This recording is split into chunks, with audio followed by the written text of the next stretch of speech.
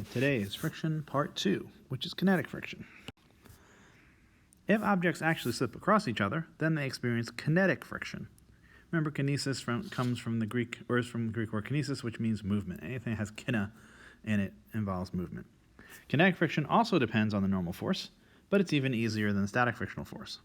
It has a nearly constant value regardless of the actual speed across which these things move, and it looks very similar to the other one.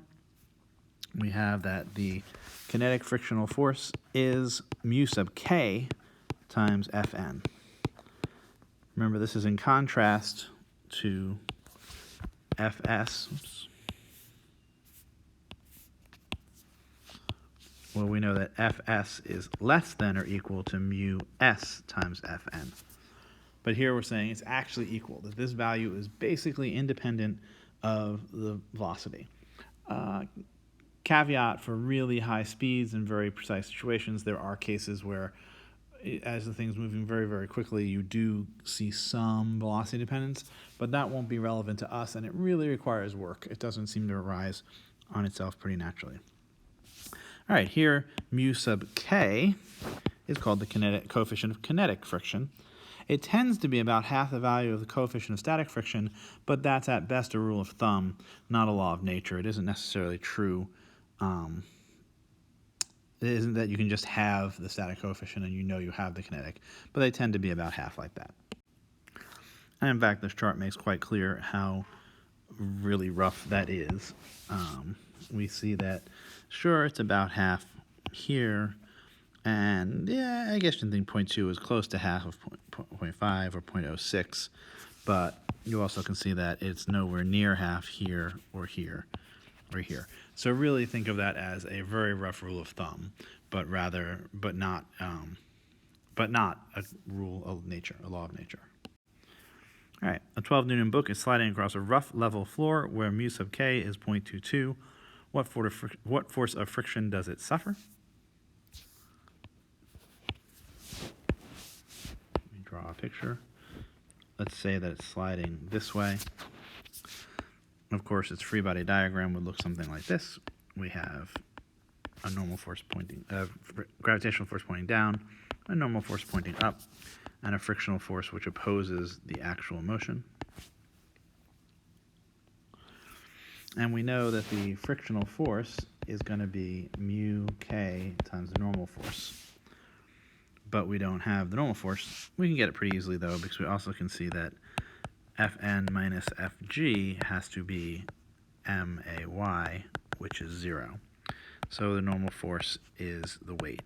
Remember, of course, that this is only because of the particular accident of this problem, i.e. that we have a level floor and that there's no vertical acceleration and a whole bunch of other things. So while it's common that Fn equals Fg, there's no particular reason for it.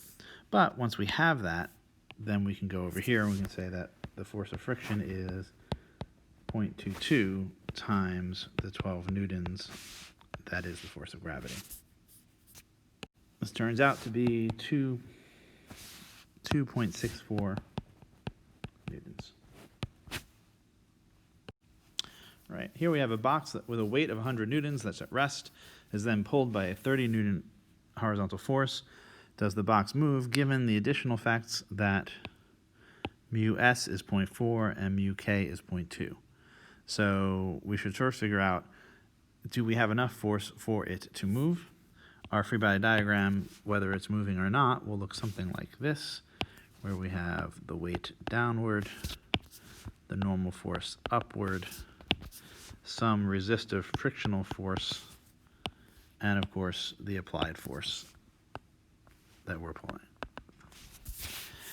Let's assume for the moment it doesn't move and see if we can get enough static frictional force to make that the case. If it doesn't move, then we have Fp minus Ff equals max, which is 0, and Fn minus F sub g is may, which is 0. This one tells us that the normal force is the weight, again an accident, but a very common accident. And then this one tells us that the frictional force has to equal the pulling force, which is 30 newtons. And then we combine these to say, but we need that the frictional force is less than or equal, and we'll say question mark, mu static times the normal force.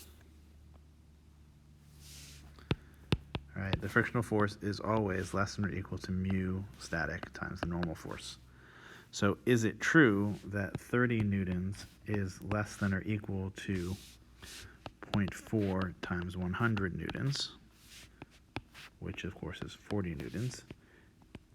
Is it true that 30 newtons is less than or equal to 40 newtons? This is a true statement, so Fs is enough, which means it is equal to 30 and the thing does not move. So we say the box does not move. Answer B. Same situation, but the applied force is 60 newtons. Well, we just figured out that the maximum static frictional force was 40 newtons. So now we know that 60 newtons is more than Fs max. So it slides. So now we have Fp minus Ff equals Ma, and we're looking for A.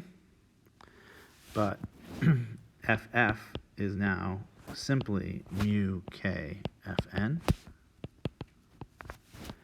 And we had found earlier that Fn was gravity, was the weight, so we have mg. This tells us that A is the pulling force minus mu k times the weight over the mass. So we have something like 60 newtons minus 0.2 times 100 newtons over 100 newtons over 9.8 meters per second square, because this bit here is the mass. And if you ground all that out, we get 3.92 meters per second squared.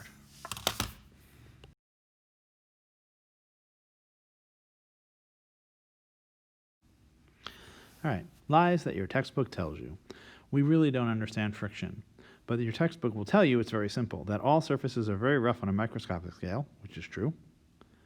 And then when two objects are placed in contact, the high points on one surface become jammed against the high points of the other surface. And the amount of contact depends on how hard the surfaces are pressed together. So the idea that we're saying here is that it is the jamming of these points together. What points? Well, stuff like this, or this, or this. And that you can kind of imagine that as you try and drag something, if you tried to drag the upper one over this way, you'd have these little mountains and ridges bounce together and have to be lifted up and over again. And that's a very Newtonian way of looking at things. It's the way Newton did look at things, the way people succeeding Newton. Turns out it's not exactly true. People found that this model says that if you polish the surfaces so as to have fewer points, jagged points up and down, then things will slide more easily. But in fact, if you polish them too much, your contact points, things like here and here, these things are actually bonding quantum mechanically. All right. But those forces are very short range. So only the ones that are basically in contact can bond, but they do bond chemically. And that you need to break those bonds, which is what friction ends up being. It's a sink of energy into which you pour some of your motive energy and break those bonds. And then once the two surfaces have shifted a little bit, two other points are going to come close in contact, and then they'll bond, so you have to break those, and so on. And that's why friction continually takes energy out of the system. But then if you polish it a lot, you end up getting not that these things are smooth and don't have to ride over each other, which is what the Newtonian method would say. Instead, you end up saying that I have things that are basically flat. And now they're all in contact. And so you get huge new things. So what we found in the 60s was that if you plotted the frictional force versus the smoothness, at first you'd see exactly what you expect, that as you make them smoother, the frictional force would just decrease. But at some point there was a value where this essentially became infinite.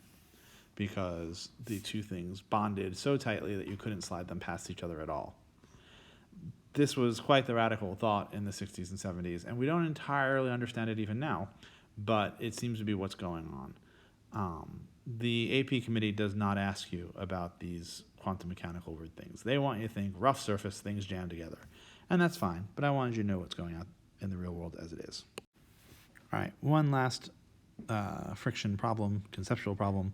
Box is being pulled to the right over a rough surface. The tension is greater than F sub k, so the box is speeding up, but then the rope breaks, so Ft goes to 0. What happens? And does the box stop immediately? Does it continue at the speed it had before the rope broke? Continues speeding up for a short while and then slows down and stops. Keeps its speed for a short while, then slows and stops. Slows steadily until it stops. Well, after the rope breaks, this is our free body diagram.